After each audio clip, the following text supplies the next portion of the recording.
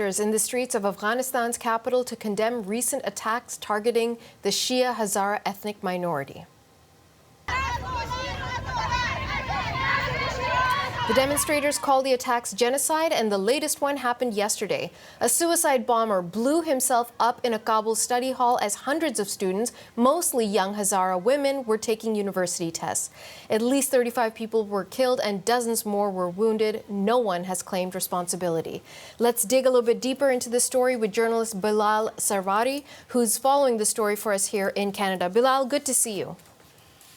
Thank you. It's good to be with you again. Bilal, as much as you know at this point, what exactly happened at that study hall yesterday? Well, according to the management of the Kaj Higher Education Center, a suicide attacker used one of the doors allocated for girls, and he detonated his, vest inside the massive classroom that had the capacity for 700 students, but there were around 400 students, mostly young girls. This was a mock university entrance exam, and the attack basically left dozens of students killed and dozens more wounded. The ambulances arrived quite late, so everyone tried to take those wounded to nearby hospitals. And this is, again, the same area in West Kabul that's home to Shias and Hazaras that have been frequently targeted in these brutal attacks over the last 12 months since the Taliban have taken over, but also before that when the Republic was there in power. And one feels so sorry, Natasha, for Hazaras and Shias for getting attacked just because they're Shias and Hazaras. And talk to me about who are the people who lost their lives. What do we know of them? Well, these are mostly young students from central provinces of Bamiyan and Daikundi, but also Ghazni, where parents from poor communities are sending their girls and boys for a better future in Kabul. And time and again, the only thing that parents get back are coffins traveling to very, very remote villages in Afghanistan. And these would have been the future doctors and engineers for Afghanistan. These parents are willing to send their children to study at a time of economic hardship, but also at a time when the Taliban have banned girls from getting secondary education. And we do see time and again that the Taliban simply lack a security strategy, one that can prevent these sort of attacks from taking place. And one has to really feel sorry for Afghanistan's Hazara and Shia communities that have been frequently targeted. Bilal, who do you think is responsible for this? I understand no one has yet claimed responsibility. Well, in the past, the Islamic State has carried these sort of attacks, both under the Republic and under the Taliban for the last 12 months.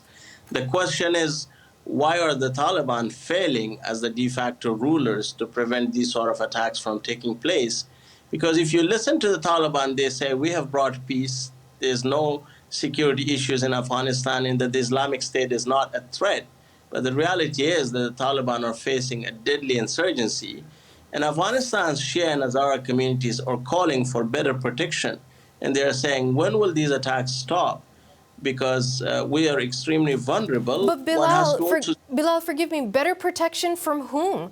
The Taliban's running the show. They were already hostile to Shias, already hostile to Hazaras, already hostile to women, and hostile to education. Who's going to help these people? Well, that's the irony, isn't it, that the Taliban still have suicide squads under their interior and defense ministries. They call them the martyrdom seeker battalions, and the Taliban have also been carrying out suicide attacks over the last 20 years. But today, the reality for 40 million Afghans is that the Taliban are the rulers in Afghanistan. They have had a military takeover. And what we do see over the last 1 year, the Taliban have failed miserably on the security front, on the economy front, on many different fronts. And the Taliban today are failing to be governing Afghanistan. They may have been better fighters, and the truth is that they're failing in terms of policing the streets of Kabul, but also other major cities like Herat in the west and elsewhere.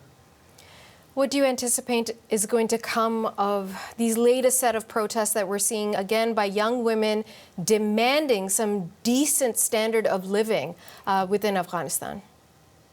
Well, what we have seen over the last 12 months is this crackdown by the Taliban against the Afghan women, but also against the Afghan people. The Taliban simply do not want to see anyone, demonstrating. The Taliban continue to paint a picture that Afghanistan is all good under their rule. And what we have to remember again, sadly, that the Taliban have continuously denied to allow millions of girls to study in secondary schools. They say there are cultural issues, sometimes they say there are other problems, but the reality is that this is a deep ideological opposition. And these contradictions, these different stances from Taliban are costing millions of Afghan girls their future.